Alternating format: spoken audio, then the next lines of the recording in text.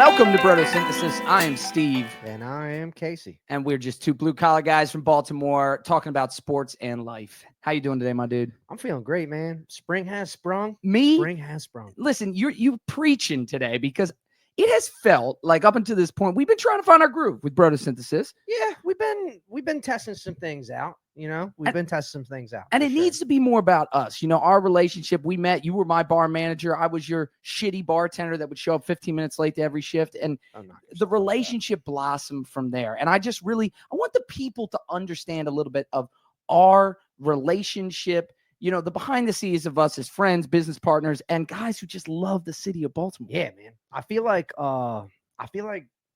things don't really speak to our experience, to be honest with you, right? Like why we wanted to do this in the first place is because I think we have something to say, but also just like I don't know if anyone ever really understands the charm of Charm City. Oh my goodness. Right? The charm and the grit all together. There are a few characters that have started to put us a little bit on the map. Obviously, Stavvy's the one that most people have heard the name, at least in recent years.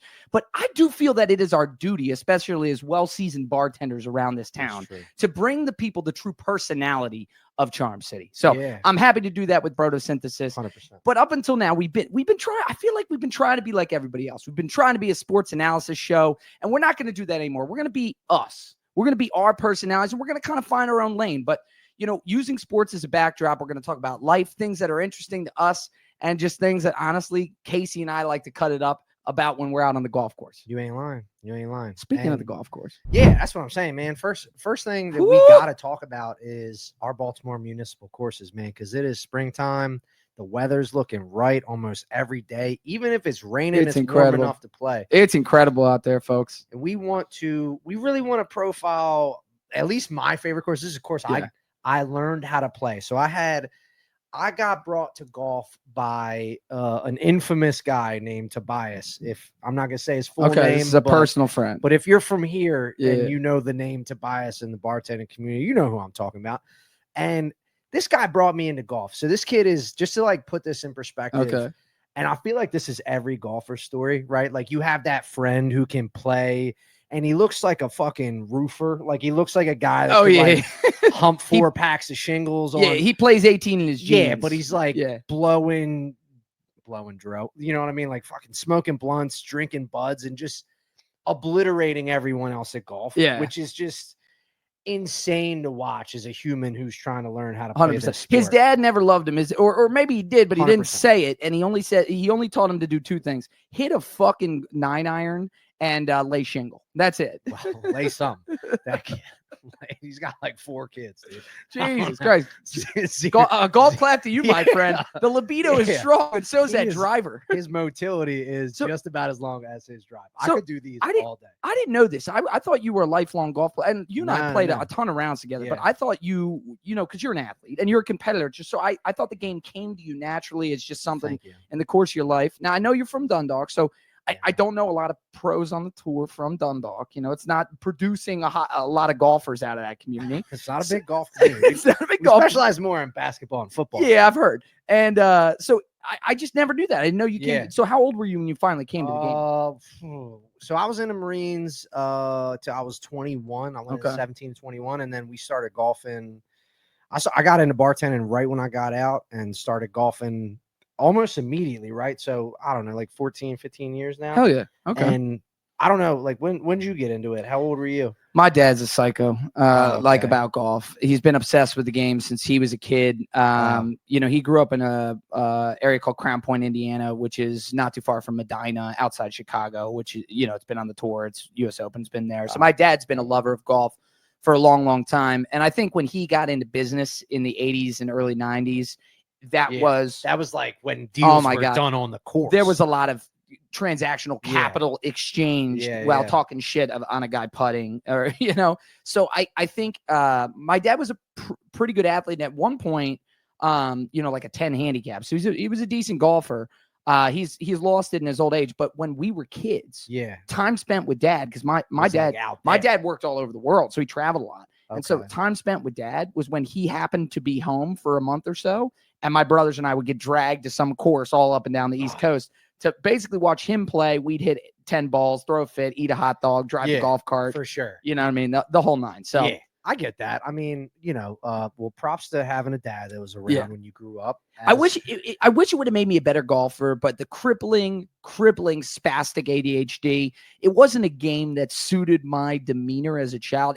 In my as I've aged, right? My game has really improved because focus and pace have kind of entered my life in a lot of other ways. And I want to talk at some point in this series about your relationship with meditation and calm and just the practice of mental acuity, which is obviously has its place in golf. But what we're talking about today is munis, baby, municipal golf courses, city courses around this country that give just the most special relationship to a young, poor golfer, right? These are people in your teens, your 20s, and you fall in love with the game because Tobias drags you out to probably the most famous muni anywhere in Baltimore City. I mean, it's definitely the most played. And the iconic views. So I want to walk that back a second. Yeah, go ahead. We're not talking about munis everywhere. We're talking about munis in Baltimore. We're going to keep it real close to the vest, I guess, real close to home, I should say. I just think anybody listening to us who might not be from Baltimore, they have a muni near them that they can relate to. And fuck them. All right. Well, tell us about fucking fly to BWI. You know what? Excuse me. Excuse me. Please, bro, share your love. Here? DEI is done, bro. We don't need to include. Share your love story to Clifton Park. Yes. This is my apologies. This course is let's just kind of call it what it is. Situated in the middle of, I'm not gonna say the ghetto because it's not the ghetto, but it's definitely an urban area, right? There are some pretty rough neighborhoods off the course, and there's some. Imagine that there's a big ass open space with well-traveled actual roads going through it. City roads that cut through main thoroughfares. It's a place where some nefarious people meet up every now and again. It's a place where you can hit a great round of golf. A lot of level changes on the course. There's a ton of great stuff. And it can't be unspoken. It is situated in an area that's quintessential Baltimore. So it's in the shadow of Lake Montebello, right? Just such an iconic part of the city with obviously I'm blanking out on the college. You know why you're Help blanking? Me out. It's Morgan's right. Morgan there. State. I thought you were blanking because you used to have a great view of the Key Bridge. No, Morgan State, but you did have a great view of Key. So it's right next to Lake Montebello, right off Harford Road on St. Lo Drive. I mean, it doesn't get more quintessential Baltimore intersection than that. Yeah, and the course is it's actually, so it's interesting because it's a really good course for beginners. Oh, absolutely. It has a lot of you call them level changes in golf. It's got a lot of valleys and a lot of hills and stuff like that. So you're always kind of playing a different type of shot. And stylistically, there are a lot of different types of holes too. And what that means for an amateur golfer is I get to practice a ton of different types of things, right? Which is going to make me better when I go to maybe more well-maintained or more well-manicured courses. It's a great place. You could go there multiple times a week. And for what it's worth, now I've been playing, let me think about this. The first time I played Clifton would have been 2010. Okay, so it's now been 15 years since I've been playing this course. And, back in the day, it was rough. The carts were rough. The tee boxes were rough. It's come a long fucking way. You think? Yeah. Now, it's been around since 1915, so it's not I'm sure it had a different heyday, but specifically in the last decade, whatever grounds crew has taken over, and the city's actually pumped a bunch of money into the facilities. They have that new hitting area. They have the tennis first tee. They have the tennis courts there, which are gorgeous. So there has been some money and some care. Oh, they're paving. They brought back paving the cart paths and everything. You no longer get a concussion. I always felt like when I play there, I get CTE from just driving the cart paths from the pot. It mimics the potholes of the city. I think it's a stretch, but it's definitely fair to say it's authentic to what road that a cart path would travel if it was on, say, Bel Air Road, or St. Lo Drive. The cart paths aren't going to be any different. Not any smoother. Not any more potholes. It's just perfectly mimicking the city. I'm curious. I want to know the craziest Clifton story. So I want to know the craziest Clifton story you have, and then I want to know maybe we'll go to the the most entertaining or the most kind of gratifying experience from Clifton. So I'll tease you just quickly. Some of the fun facts. It was, founded in 1915. It has this massive mansion right next to the clubhouse. And believe it or not, that used to be the clubhouse. No shit. Yeah, it was the clubhouse, and it was. I wish it was a clubhouse, because clubhouse now is like it's just a building. It's a shack. They have a nice bar and grill there, though. But there's this massive mansion that was built right at the turn of the 19th century that sits right next to now the parking lot and clubhouse, and you can see it kind of from around the course, and it's dropped into the skyline of Baltimore City. It's a beautiful view. Anybody who's played there knows the iconic view from the 18th hole, that elevated tee box where you can see the entire city and this big mansion. It's just gorgeous. And, the pro shop used to be in that mansion, and all of the city's Parks and Recs offices were in that. That actually used to be. Oh, it was like the headquarters of Parks and Rec. So it was a privately owned farm. How convenient. All of Clifton was a privately owned farm, including where the high school right down the street was. That's what they call it on Google, as farm. It was a farm, and it was gifted to the city. It was gifted to the city right after the turn of the century, and then obviously became this recreational golf course. It was on the Pro Tour for a while. Yeah. There were a few different PGA and WPGA events there. Now, obviously, this is many decades ago. But to this day, and this is a bit of urban legend. It's not truly verifiable, but as the story goes, there are actually two golfers the pro golfers that still hold the course record. Do you know what the course record is? It's 59. Course record on a par what? At par 72. It's 59. Okay. Is the course record there. And apparently both Arnold Palmer and Gary Player put a 59 up at Clifton Park Golf Course. That's how that's what the legend goes. So yeah, it said Arnold Palmer. So I don't know. I can't verify the score. You'll have to check into the city archives or some shit. But it did say he notched his Are we keeping those records? Yeah, I mean, dude. Maybe call up Brando and be like, "Yo, somebody call 311." Can I get a copy? Hey, do you have access to Clifton Park's records? But it was his second tour win. It was second. Is that right? Arnold Palmer's second tour win. So I don't know if that's when he set the record, but that's pretty cool. I mean, I imagine if you played that course 4 days in a row, and you're good at golf, you could probably dial it in. Yeah, it's not a tremendously difficult course. Well, and it's not super long especially for a pro player. Well, even back when they were having wooden drivers. I don't know. What did he hit metal clubs? Did they have metal clubs? I mean, look, so obviously they talk about, Ben Hogan being the greatest swing ever in golf. And Ben Hogan was certainly cranking them, not what the guys are today off the tee, 330, 340. But, if you can hit it 280, 290, which is what a lot of those guys were hitting, especially those guys with just classic swings like Hogan, you're easily scoring at Clifton. For sure. So there are some long holes, but generally speaking, Clifton is really known for, again, as Casey said, this great style layout. The front nine plays a lot like, a classic Maryland course, a lot of elevation changes, some wooded, tree-lined fairways, some dog legs left and right, big greens that you have to go uphill to get and reach and score on. The back nine, however, way more link style. Big open fairways, straight out, straight back, and a lot skinnier green. So it provides a lot of different challenges, and definitely one of my favorite courses to play. I think that if gun to my head, I probably played there more than I've ever played any other course in my entire life. And honestly, that course is probably the course with the highest likelihood of actually having a gun to your head. Yeah. All right. So you forgot the biggest, I knew where you were going. You literally forgot the biggest. So the biggest challenge about the back nine at Clifton is not the link style golf. It's the fact that the variables, a fucking convenience center that's bordering several holes that'll have they'll have a Saturday party. You feel like it does feel you go PGA to the back nine live. You know what I mean? In that section right there, you definitely feel like you're teeing off on the live tour. Did you ever play the old did you ever play one of the old Mario Brothers video games where the turtles just kind of keep coming, and then there's sounds like you grew up with a dad that traveled all over the world. Oh, shut the fuck up.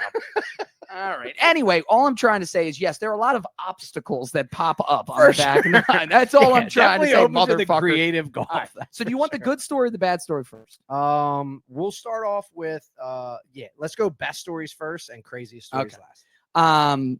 So the best story for me is I got the closest to ever scoring a hole-in-one at Clifton. What hole? Okay. It is the 10th hole. And it's kind of weird because if you've ever played it, if you've ever played at Clifton, hole number 9, which should end the front 9, is actually across the street. So it's always, it's so strange. It's a par 4 uphill over a little patch of like willow grass. And, you know, if you hit a good drive, you can score on that pretty easily. But it's always weird because you make the turn by the snack bar from 8 to 9. Rest in peace, Clifton Park snack bar. Right. Well, yeah, what used to be the snack bar. You wave to the Native American. Yeah. A statue gifted by the Native American Foundation of the United States to the city of Baltimore and famously displayed right there next to the snack bar. Yeah, I've wondered about that all the time. Yeah, I got a little bit of history. We can talk about that later. Okay, cool. But anyway, you play 9 and you end up way out, the farthest that you are from the clubhouse, pretty much at the end of 9. And so you make this weird turn. You got nothing to do with play 10, which is a par 3. And it's a sweeping downhill par 3, about 180, 190 yards. Big fat green, 2 bunkers in the front, super classic hole. There's trees in the back. And you have this platform tee box. There's also, don't forget, there's a massive tree on the right. Yeah. Right. So if you're a standard amateur golfer, this is probably, in my opinion, the toughest hole in the course. You can miss left, but you cannot miss right, and you really can't miss short. If you miss short, you're fucked. Yeah, like this, it's a pretty challenging par 3.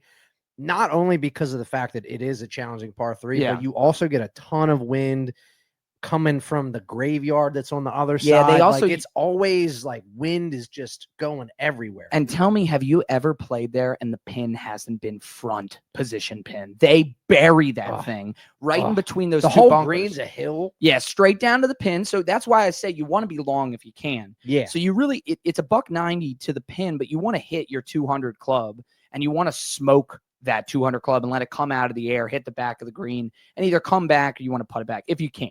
So I get up there with, and this is a time in my life where this is probably now 10 years ago. I'm in college, right? And I'm home for like summer breaks. This is probably junior to senior year in college. Yeah. And I get up there with like a 4 hybrid, and anybody listening to this, I'm not a very good golfer. Yeah, he said that to let you know he needs a hybrid to hit a 200. Exactly.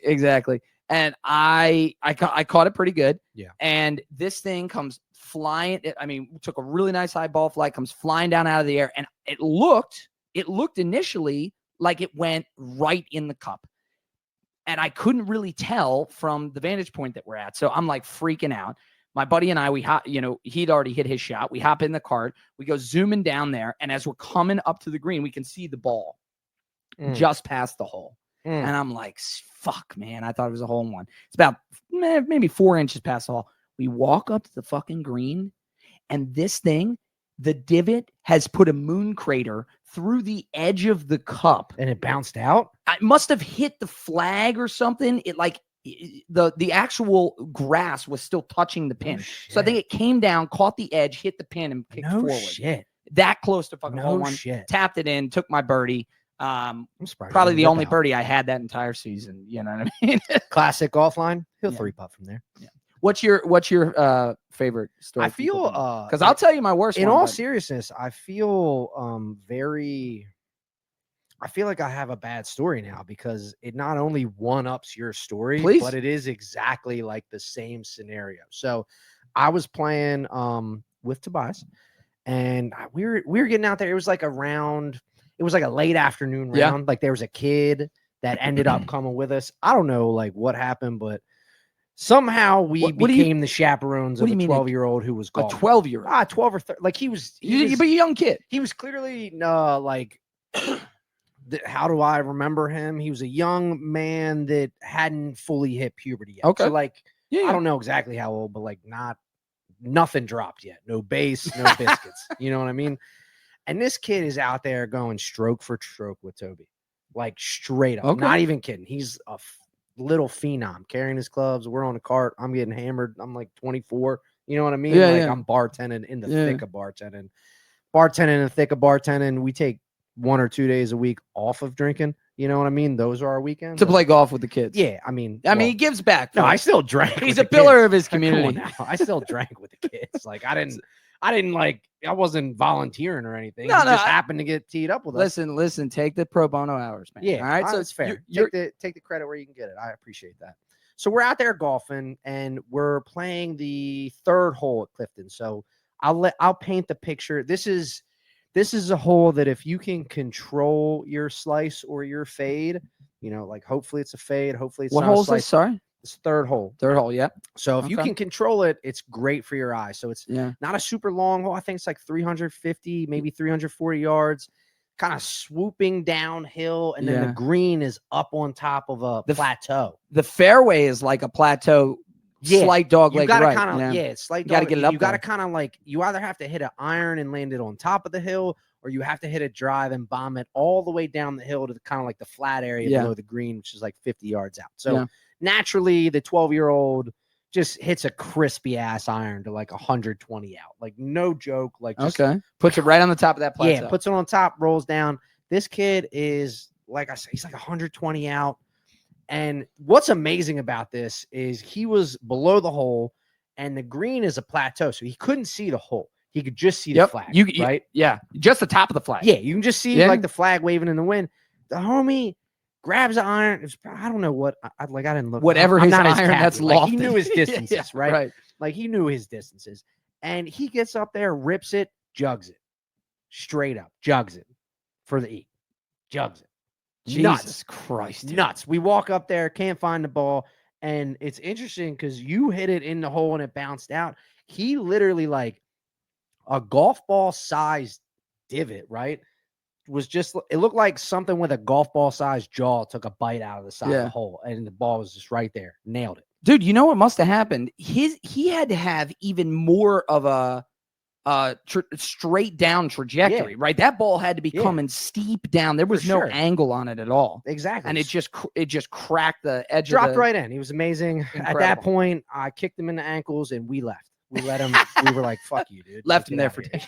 Like he never played golf again. Yeah, I didn't sign a consent. He pulled everything to the right from that time forward. I don't know. Like, his career was over. It's really sad, honestly. Yeah, man. Craziest story. Go ahead. All right, craziest story. I play Clifton Park by myself a lot because as a bartender, as a student, I went to University of Baltimore for my postgraduate, and as a student, there would be a lot of times where I'd have like 2 hours between classes, or I'd have a free day before I go into bartend, but nobody else would be available. So I'd hop in my truck.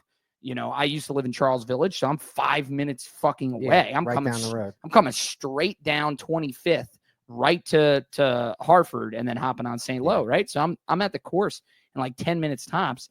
I used to play there a lot alone, and the problem with playing at Clifton alone is you can get to the back nine, and if you're not paying attention to your cart, bad things can happen. So I'm on the par three. Actually, I take this back. I wasn't on the back. I was on the par 3 7th.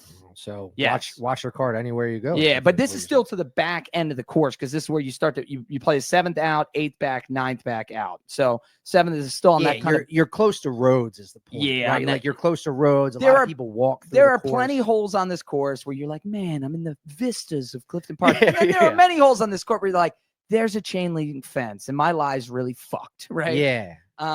So anyway, all I remember is I hit my shot, and I absolutely cranked it past the green, and so I go driving up, and I park my golf cart right next to the green because, and again, it's a par 3, and I grab my putter, my wedge, and I start walking. And if you play that par 3 7, it's a big giant green, so I have to walk from my car across to the other side of the green to the left where my ball is. And as I'm setting up to hit the wedge shot, I see 3 kids come bursting out of the tree line. They were lying in wait. Come bursting out of the tree line. 2 of them hop in the cart. The other one hops on the back, and they just tear ass. That's kids having a good time. They weren't stealing from you. They just tear ass up the 8th fairway, and I'm chasing them with like my wedge in one hand and my putt in the other hand, and I'm like, "Get the fuck back here, you mother!" And my wallet's in there, my phone's in there, my keys are in there. They have all my clubs. my sunflower seeds, man. Well, that's important. I'm like, I was like, dude, I gotta catch up to them. And they're doing like, they're swerving, they're laughing. Kids having a good time. Eventually, they're way up ahead of me because I can't run as fast as the cart, and they end up like slamming on the brakes. They jump out and they take off running. That's the best and the worst at the same time. I get to the cart and I'm like freaking out, man. I was like, fuck, like, dude, are they is there going to be anything missing? No, everything intact. Just a joyride for them. And I get my cart. I sadly drive back up the 8th fairway to my ball. This is the best part. I get back. My ball's not there anymore. I don't know if they fucking like ran back and stole the ball. Nobody stole the ball. There might have been another guy waiting there to take my fucking ball. They were like, we're definitely going to sabotage. You know why? I think it's because you're bald. They probably thought you were a cop. Why would they think I was a cop? Because you're bald, dude. Because I'm bald. I wasn't bald at that time, you motherfucker. I wasn't born bald. All right, dude. I've been bald since I was 17. Okay, well, I hung on a little too long, and I hadn't brought it on home at that point in my life. I get that. I was wearing a hat too. Anyway, what's your worst story at Clifton? Motherfucker. I don't really have a worst story. Now that I'm thinking about the craziest shit that's happening at Clifton, I barely want to talk about it, right? Because I love the course. Yeah, so we've much romanticized that. I'm like, oh man. I will say this: 16, which is that one where you get back to the snack bar, and that sweeping dog leg right, the hardest dog leg on the hole. Oh yeah, very tight right hand turn, and you can't hit driver there. Green. And if you ever play, guys, listen in. If you ever play Clifton Park and you're playing with a friend that's never played there, let him hit the driver. Tell him to hit driver on 16. You'll thank me later. It's gonna go right into the woods. Tell him, and you club down. All right, let them hit first. But if what inevitably happens is that approach shot on the green, that's where it's really wooded. Yeah. And there's a colony of crackheads that live in those woods. I've only ever seen deers in there. Whole deers. I'm glad. I'd rather talk about the maybe they've cleared it out, but I don't know. There have been more than a few times where somebody pops their head out and be like, "Hey man, can I caddy for you? I got a read on this one. I've got 100 golf balls. Do you have $5?" It's honestly a service they perform. That's one of the extra pieces of charm. Yeah, of course they do work for the course. They do. They maintain the course, whether the course knows it or not. Joe and the boys know it. But yeah, look, it's an awesome course, and obviously, it's one of those great courses that no matter how your round went, good or bad, no matter how much you drank or didn't drink, when you get up to that tee box on 18 and you stare across the entire skyline of Baltimore City, and you can see, the Marlboro building with the gold top all the way down. It is a really, really special. That's 10 Light Street view of it's next to 10. It's the old one with the B&O cafe in the base. Yeah. Light Street's got the gold roof. Yeah. That's the one that shines. That's the one I'm talking about. Yeah. Okay. But an amazing course. Certainly. Would you say it's your favorite municipal course in Baltimore? Yeah. Well, here's a couple reasons why. First and foremost, it's close, right? That's why it's my favorite. There are other courses. Actually, I sit probably equally from Forest Park, Mount Pleasant, and Clifton. And I gotta say, Clifton's my favorite, mainly because Mount Pleasant kind of snooty. I love it there. You're like, bro, you're a municipal just like everyone else. Like, you still don't have a driving range. Like, you guys need to. They're building it right now. Take a chill pill. They are. Thank God it's being built. And when they build it, that's when they can be dickheads. But until then, like, they're just a municipal. I think so. Why I love Clifton the best, not only for the just like the aesthetics, like it's great to feel like you're out of your city, but in your city at the same time. You see a lot of wildlife there. It's one of the only places that in the city you can go see.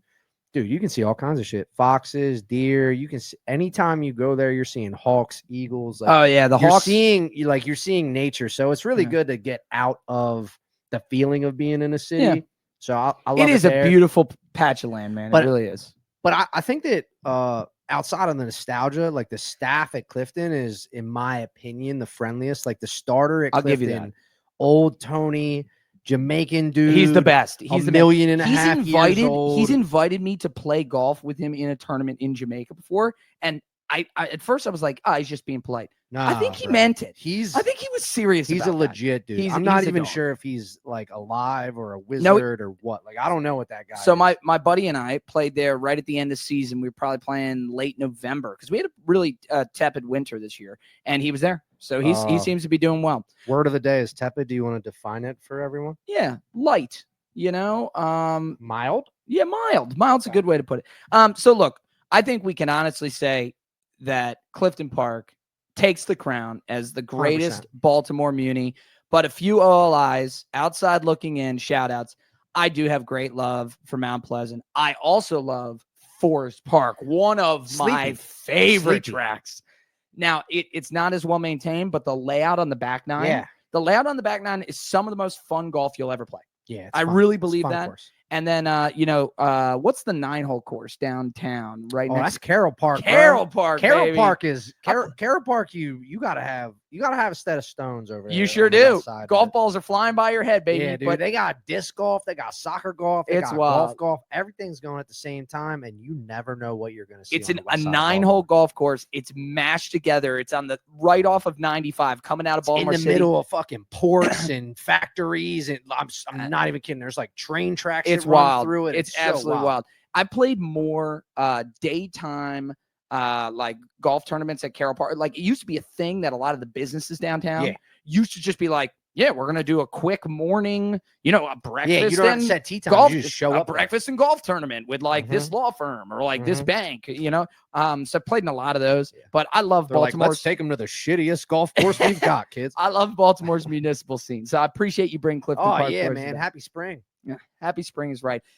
Also, speaking of happy spring, before we get out of here today, I just want to share a little joy, because spring to me, it's new life. It's a new season. It's, it's the adventure of the summer ahead, of the year ahead. And obviously last week we talked a lot about the draft, right? We were so excited for the NFL draft, and it delivered, man. It was just such a great experience. Roger Goodell almost rode right off the stage on a bicycle for some reason. Not sure why that was happening. Doing anything he can to get some popularity. Green Bay quadrupled in size, and apparently nobody could get an Airbnb or a hotel.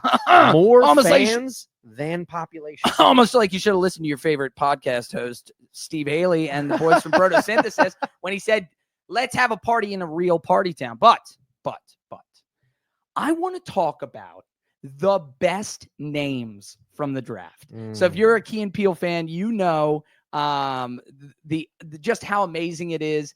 Great sports names, right? Names that might, just tickle us a little bit, make us laugh. But sometimes I'm not just talking about those. I'm talking about also the names that are just badass, or they might be puns for their position. So I went through. You know what a pun for your position is, or a last name that matches your position? It's called an aptronym. Aptronym. Yeah, I learned that word the other day. Guys, look at that. See, we're synthesizing. You're learning some new words. Yeah. 2 word of the day is today, folks. So I decided to do this as like high school superlatives. So I didn't just want to come to you with like the best names. I also have some awards. So let's go through some of my favorite names throughout the draft, and then I'll hand out my awards. Is that okay? Love it. All right. And stop me if you like any of these. All right. So offensive tackle, Seattle Seahawks, Gray Zabel. Gray Zabel. Just an incredible name. Okay. Quarterback. Can I make a one-liner on either? Yeah, go for it, please. Okay. I'll give you space. Quarterback, New York Giants. Quarterback, Jackson Dart. Jackson Dart. A quarterback. Is he from a farm town? Well, he went to Ole Miss. I think he's from Texas. But yeah, Jackson Dart. He's from a farm town. Yeah. Running back, Cleveland Browns, Quinshawn Judkins. Quinshawn Judkins is going to be a fucking star. What a great running back name, dude. Judkins. I can't lie. When you said Cleveland Browns so slowly, I was like, is this motherfucker's name Cleveland Browns? I was like, what the That fuck? Would be incredible. All right. I'll speed it up. All right. I want to pronounce it correctly. You're good. So this one stood out to me because if this was a wide receiver, this guy would already be a Hall of Famer. Yeah. All right. Offensive lineman for Houston, Ariante Erseri. Oh. Just imagine a wide receiver running down the field, and the announcer goes, they're airing it out to Ariante, and he's running under it. The air ball. Oh my God. Take flight, young man. I mean, it's just an announcer's dream with Ariante, but he's an offensive lineman. There are dads everywhere laughing at that. Offensive lineman, Detroit Lions. Tate Ratledge. That just sounds like a bad motherfucker. You like his name because he's named after your dog. Oh, shut up. I knew you were going to stop me. You like his name being Tate. Here's the next one. I'm concerned about this kid. Okay. Wide receiver, Detroit Lions, Isaac Tesla. T-E-S-L-A-A. Tesla. I don't know exactly how to pronounce it, but it sure looks like Tesla. I believe it's pronounced Tesla. He does spell it with a large S, a large T, and a large S. Tesla, maybe is how you say it. I don't know. Oh, dude. Yeah, we're going to have to get some help on that one. Defensive end from Carolina, Princely Uman Milan. Princely Uman Milan. Yeah, point of reference for everyone on this young gentleman. If you are going through your favorite names of the draft, you got to practice them a couple times. I did. I'm not a professional announcer, and I have a mush mouth. Okay, cornerback, San Francisco 49ers, Upton Stout. Upton Stout. Dude, that's a fucking name. Cornerback, Upton Stout. It's probably just two words to describe his dick. You know, there's only up in his name because he will. You just got that going. Not even. Another word. Fair enough. He shuts you down. He shuts you down. He's stout at defense. I love that. This is a big favorite of mine. Running back, Jacksonville Jaguars, Bayshul Tutton. That's got to be a family name, bro. King Tut. Can you imagine if he goes? If he has a crazy career like Henry, and he's instead of King Henry, King Tut. King Tut. I didn't even make that. That's badass. I just like this Bayshul person. But do you think he could be a king while like King Henry's still playing? No. But I mean, look, he's a rookie this year, so likely King Henry retires in the next couple years, and they could have like I might be eating my words. They could have a coronation. Oh, he could pass the crown over? Oh, incredible! Trade him to the Ravens. Yeah, we need to get him out of Jacksonville because that's a dumpster fire. Another running back, New York Giants, and this name's not going to be a surprise to anybody, but I just love this name, white boy running back from Arizona State, Cam Skattebo. Oh, Skattebo. Oh man. Do you think he's gonna pray after every touchdown like Tim? I hope so. Is his name Ska apostrophe Tebow? Like, did it? He likes chill music and. Do you know what he does? Do you know what he does to train? Right? Have you probably fucking fights cows? No, have you heard about his training regimen? Nah, dude, the kid's. No, I watched one profile. And this is not to knock the guy. I watched one profile and it looked like it was like Cam runs into things. We just let him run into more stuff. He used to run full speed into telephone poles in high school to train for hits. I love him. I think he's great. I also love that he got drafted by the most Italian fan base possible in the Giants. Okay, here's a really good one. Really, really good one. Vegas defensive tackle Tonka Hemingway. Oh, defensive tackle named Tonka. Try to run on some yellow iron. Tonka. Dude, bro. That's the type of guy that can shut down a tush push single-handedly. Tonka Hemingway. How big is he? Do you have any stats? I wish I did.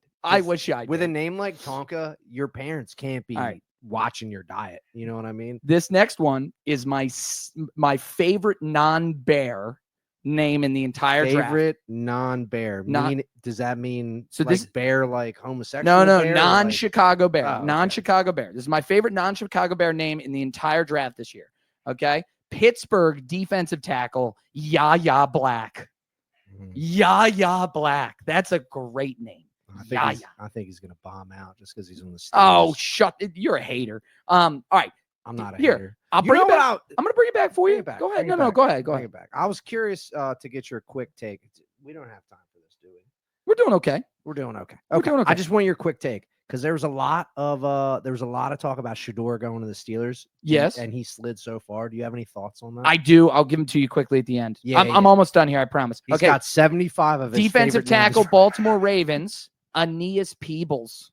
I just like the last name Peebles. I went to a wedding in Peebles, Scotland this past year. That name stuck out to me. It was a sentimental trip. I had a great time. I hope he has a great career. He's a Baltimore Raven, hometown boy. We do love you know, you got to give it up to him. How about this one? Another Baltimore Raven, defensive back, Robert Longerbeam. Longerbeam. Don't go for a jump ball on Longerbeam. Tell you that. Longerbeam's going to be tracking that thing. Longerbeam's going to put you in the earth. He's going to 86 you. Fuck yeah. Let's go. I love Longerbeam. I love the Ravens. He's going to take it out and slap you with his Longerbeam. Wait for football season. All right. Running back, Dallas Cowboys, Phil Mafah.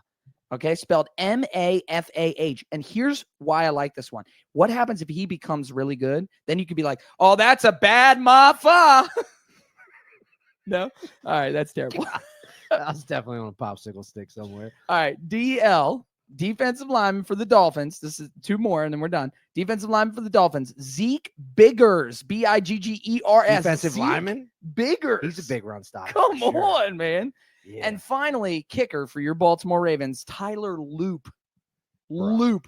So here are my superlative awards. All right, we're going to go through them. The team with the hands down best names, like if you just take all their draft picks, the most collective grouping of awesome names, and I'm not being a homer, it's the Chicago Bears. I haven't read a single Chicago Bear to you. I'm going to give them to you all right now. Colston Loveland, Luther Burden III. Luther. We don't even make Luthers anymore. Ozzy Trapillo, and he looks like a fucking Sopranos character. Ready for this next one? Ruben Hippolyte. Bro, I'm telling you. Hippolyte? Do you think they drafted people who were all famous R&B singers? Yeah. Ruben Hippolyte, Ozzy Trapillo, Ruben, Luther Burden, Colston Loveland. This sounds like a jazz band Rat Pack group. Are you ready for the last one? Yeah. I'm so fucking excited about this guy. We got him in the 7th round out of Rutgers. He's a running back. He has led the Big Ten in yards and touchdowns 2 seasons in a row. He has the best name in the whole draft. Kyle Monangai. Monangai. And I promise you, do yourselves a favor if you listen to this. Stop, pause this episode, pull up a Kyle Monangai highlight reel on YouTube. You'll thank me because every single video is this motherfucker taking it to the house while the announcer screams, Monangai! Monangai again!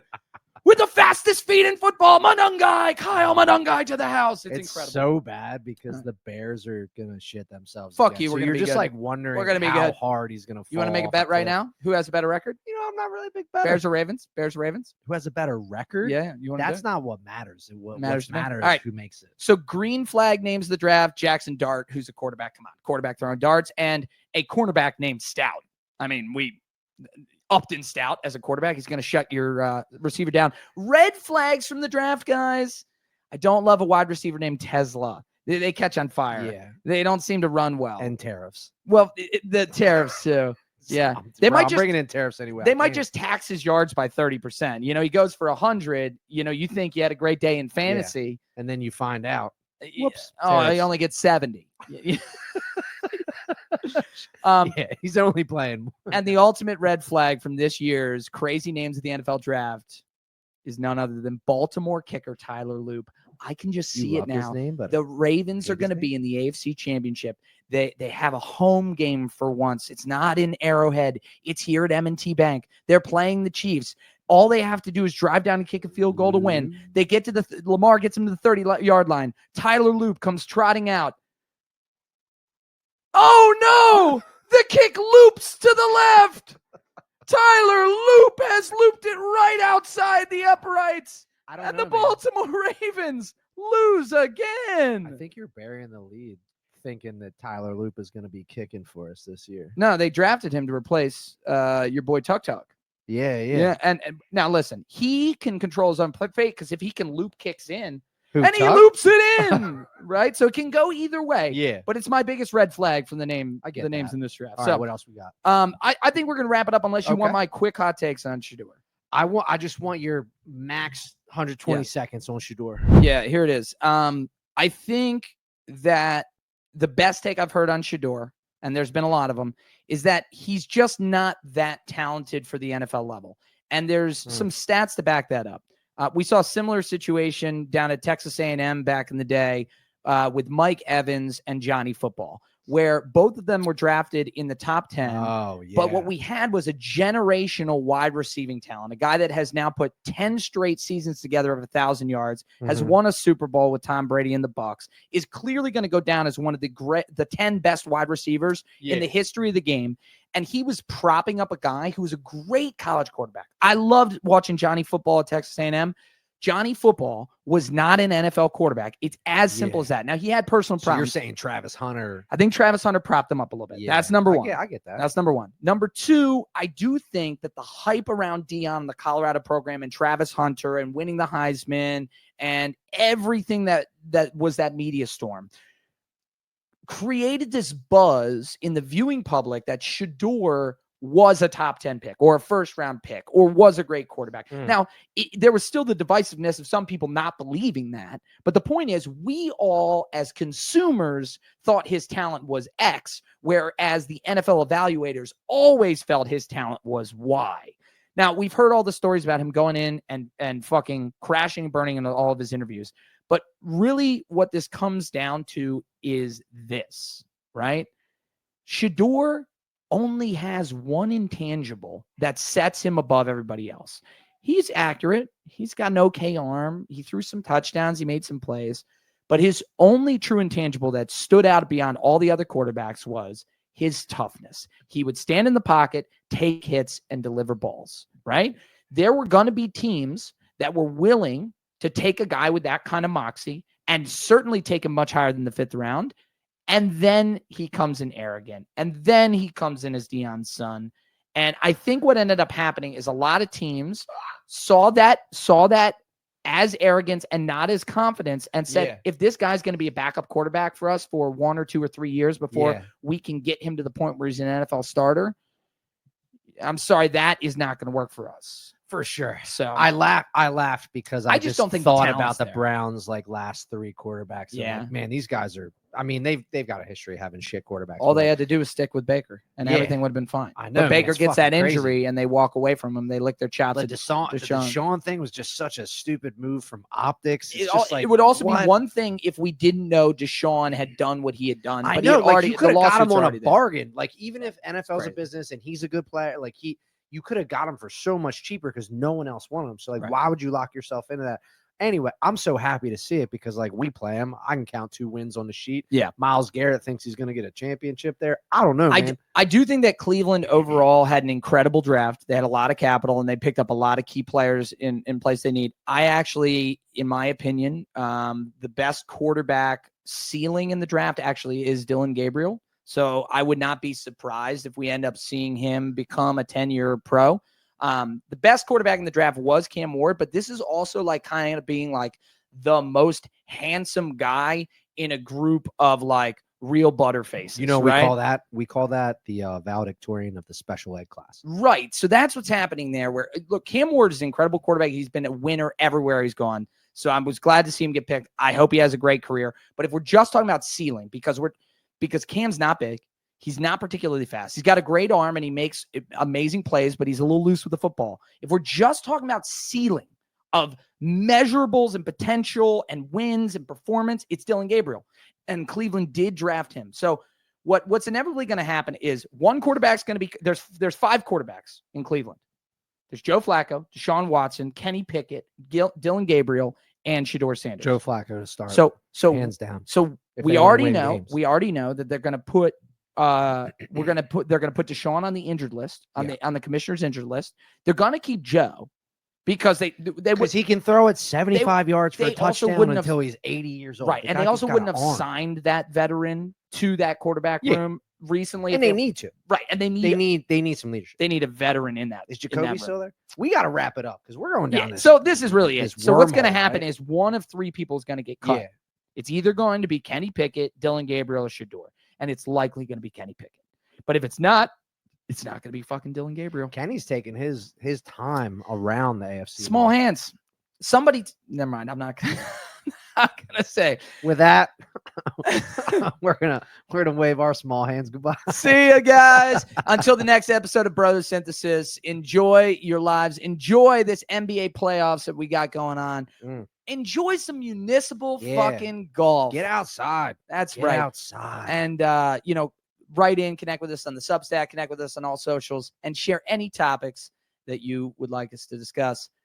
Guys, be well and keep on synthing. Keep synthing. Yeah, we got to come up with something. Keep synthing. Keep synthing, bro.